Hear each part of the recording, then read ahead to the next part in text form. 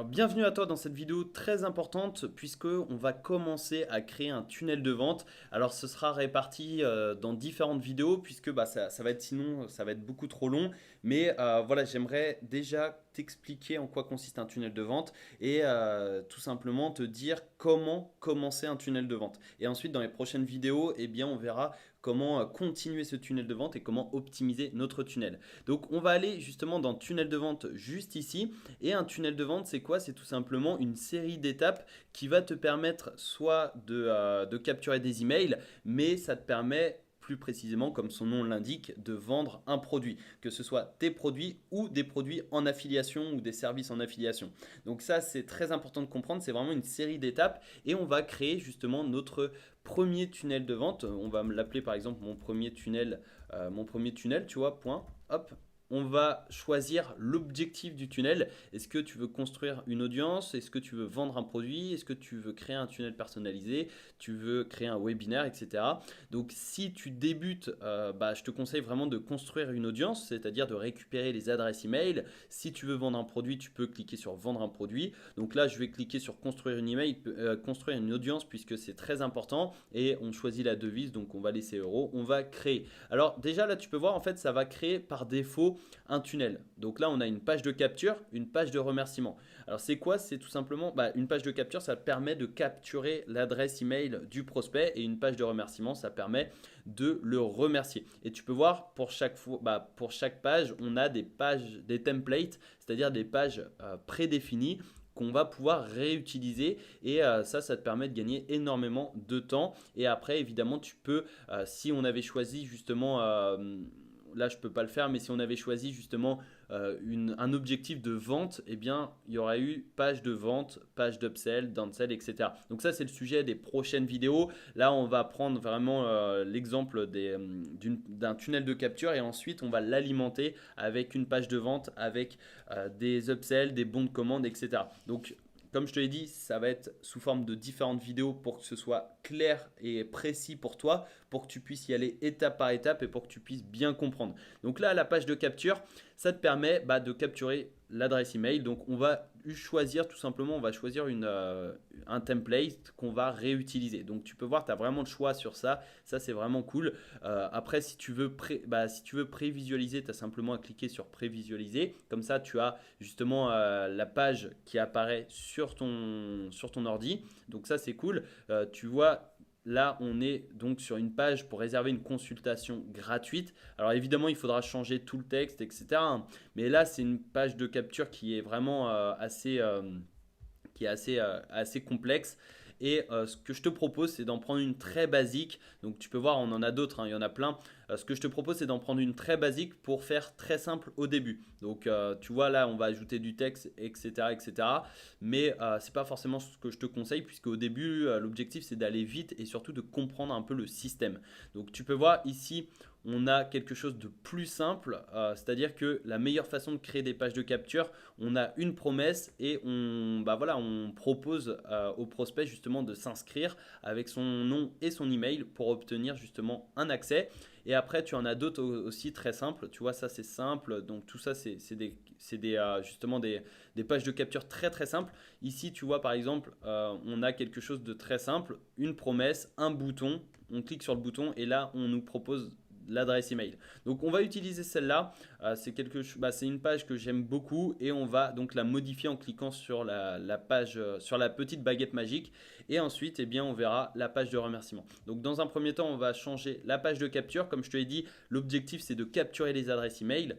Ici, on a en bas à droite, on a un petit badge réalisé avec System.io. Pour l'enlever, c'est très simple. Tu vas dans paramètres.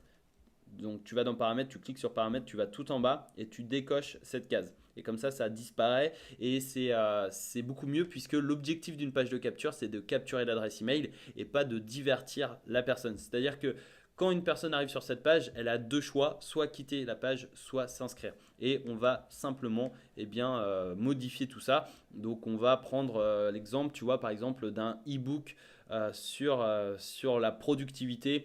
J'avais pris l'exemple de la productivité dans les tags. Donc on va reprendre cet exemple et par exemple tu peux mettre recevez gratuitement votre exemplaire. hop, votre exemplaire de notre livre. Une productivité en or en 3 étapes, tu vois, par exemple. Enfin, là, tu peux faire quelque chose de plus simple, mais tu vas mettre, par exemple, recevez gratuitement notre livre. Donc là, tu supprimes ça, notre livre, une productivité en or en 3 étapes, ou développer votre productivité en 3 étapes, améliorer votre business en ligne grâce à ces 3 outils. Je sais pas, tu mets le livre, enfin le e-book, tu peux aussi mettre e-book ici, c'est comme tu veux, livre numérique, voilà, peu importe, où tu peux mettre formation si tu offres une formation, vidéo, conférence, interview, etc. Donc tu adaptes bien évidemment à ton bonus. Je te le rappelle, il faut absolument offrir un bonus pour récupérer des emails, c'est-à-dire que la personne ne va pas te donner son adresse email pour justement le plaisir, c'est-à-dire contre rien. Il faut vraiment offrir un petit bonus pour inciter la personne à cliquer et à s'inscrire. Donc ici, tu peux voir, on va modifier ça parce que là, on offre un livre et ici, on offre donc une formation, le début de la formation. On va modifier ça. On va mettre ici, par exemple, cliquez ici pour recevoir votre exemplaire.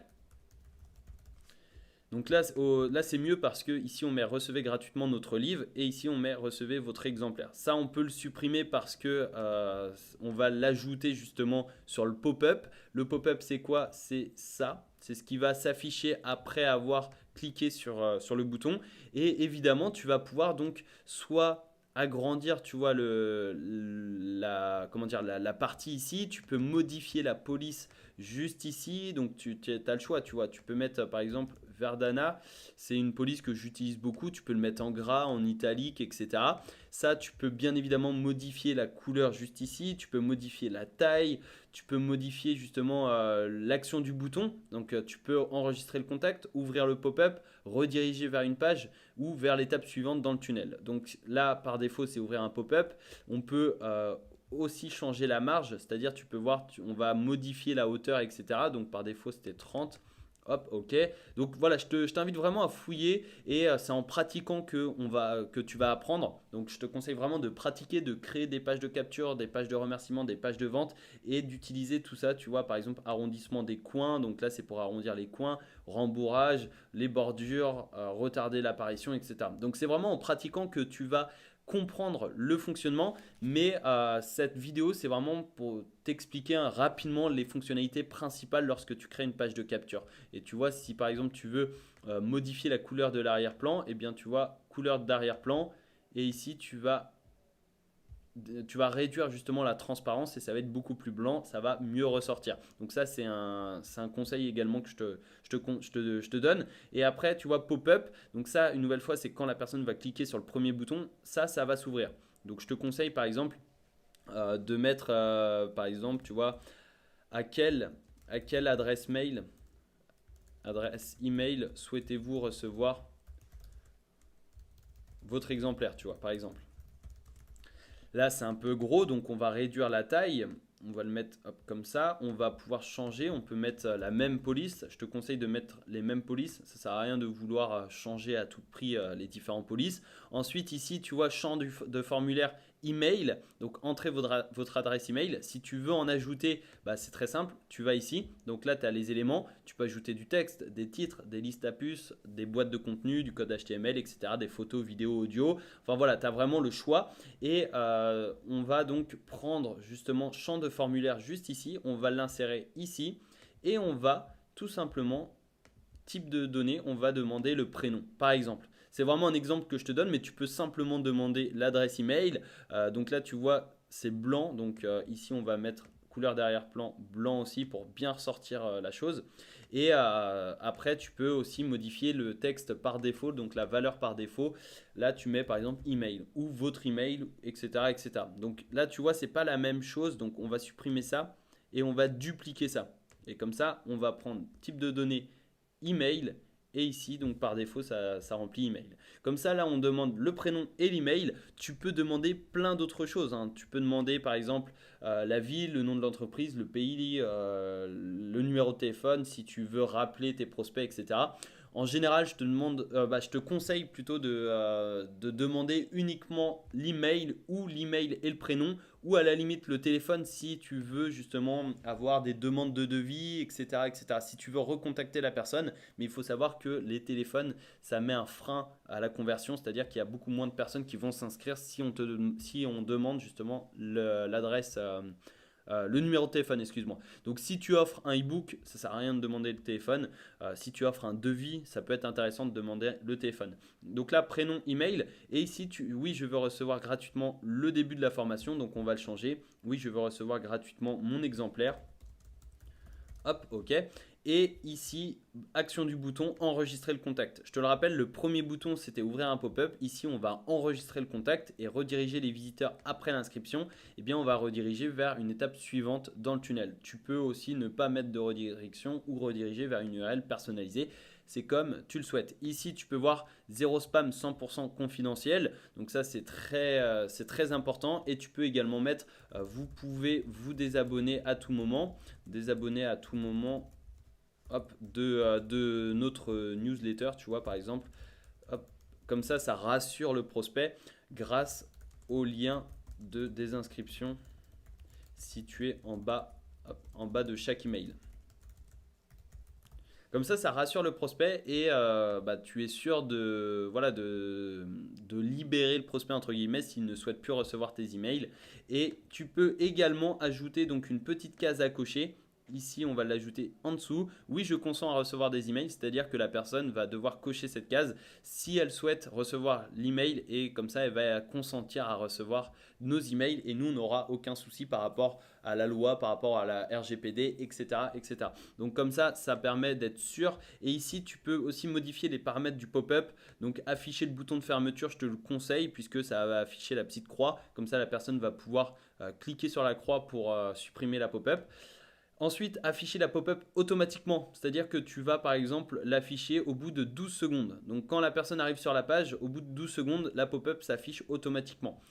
Tu peux également l'afficher quand le visiteur veut quitter la page, c'est-à-dire que voilà, quand il met sa souris vers la croix pour fermer la page, eh bien la pop-up va s'ouvrir automatiquement. Et ensuite, eh bien, comme d'habitude, tu as le rembourrage, tu as l'arrondissement des coins, etc. Donc je te conseille vraiment de fouiller et n'oublie pas d'enregistrer de temps en temps. Mais voilà, comme je te l'ai dit, le meilleur moyen d'apprendre, c'est de fouiller, de fouiner, d'essayer également. Et si tu veux justement modifier l'image d'arrière-plan, tu vas dans paramètres, tu vas dans arrière-fond, image de fond et tu as simplement à modifier cette image juste ici. Tu peux également mettre une couleur, etc., etc. Donc ça, tu vois, c'est vraiment une page de capture très simple, mais c'est basique et ça te permet de capturer tes adresses email. Et tu peux aussi faire de l'A/B testing. C'est quoi l'A/B testing? Eh bien, c'est tout simplement le fait d'optimiser ses conversions. Donc, je te ferai une vidéo justement à ce sujet pour t'expliquer l'importance de l'A/B testing. Et je te donne rendez-vous dans la prochaine vidéo dans laquelle on va voir la page de remerciement, puisque quand la personne se sera inscrite sur notre page de capture, on va la rediriger vers la page de remerciement pour la remercier. Donc à tout de suite en vidéo.